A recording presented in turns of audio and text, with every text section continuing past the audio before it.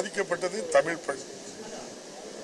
2019 பிப்ரவரி மாதம் 12ஆம் தேதி பாதிக்கப்பட்ட பெண் தைரியமாக அந்த பாதிக்கப்பட்ட பெண் கூட்டு பாலியல் வன்கொடுமை பண்ணினதாக பொள்ளாச்சி கிழக்கு காவல் நிலையத்தில் கொண்டு கம்ப்ளைண்ட் கொடுக்கிறாங்க.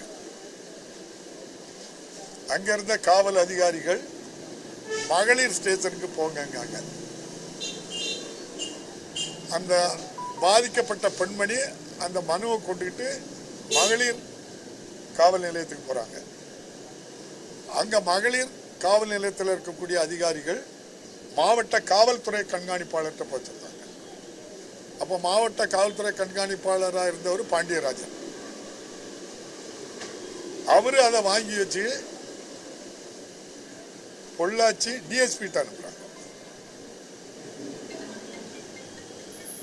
அங்க போறாங்க.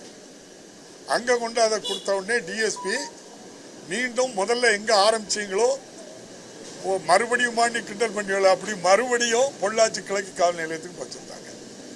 12ஆம் தேதி முதல் புகார் மனு கொடுத்து இவ்வளவு இடமும் வந்து கடைசியா 24ஆம் தேதி மீண்டும் பொள்ளாச்சி கிழக்கு காவல் நிலையத்துக்கு வந்திருக்காங்க. அவங்க கிட்ட ஒரு ஃப்ரெஷ் கம்ப்ளைண்ட்டை வாங்கி அன்னைக்கு எஃப்ஐஆர் கொடுத்தாங்க. இது நடந்த சம்பவம்.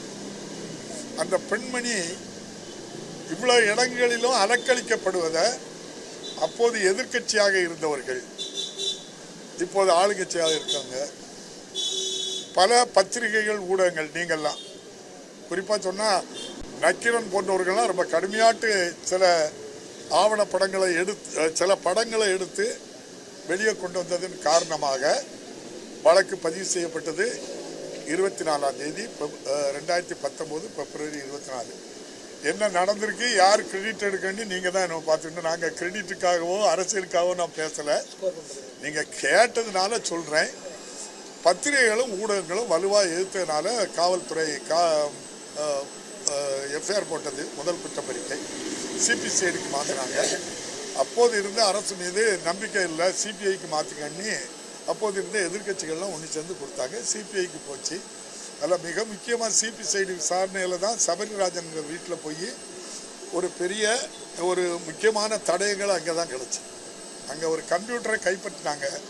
அதில் தான் பல ஆயிரம் படங்கள், பல பெண்கள் பாதிக்கப்பட்டது. அதில் தான் அண்ணா என்னை விட்டுருங்க என்னை கதற மாதிரி எல்லாம் இருக்கும். அந்த சம்பவம்லாம் நடந்தது. இது தமிழ்நாட்டில் தமிழ் பெண்களுக்கு கிடைத்த அவலத்தை. பிளே ஸ்டோர் மற்றும் ஆப் ஸ்டோரில் இருந்து பாலிமர் செயலியை QR கோடு மூலம் பதிவிறக்கம் செய்யுங்கள். செய்திகளை உடனுக்குடன் பெறுங்கள்.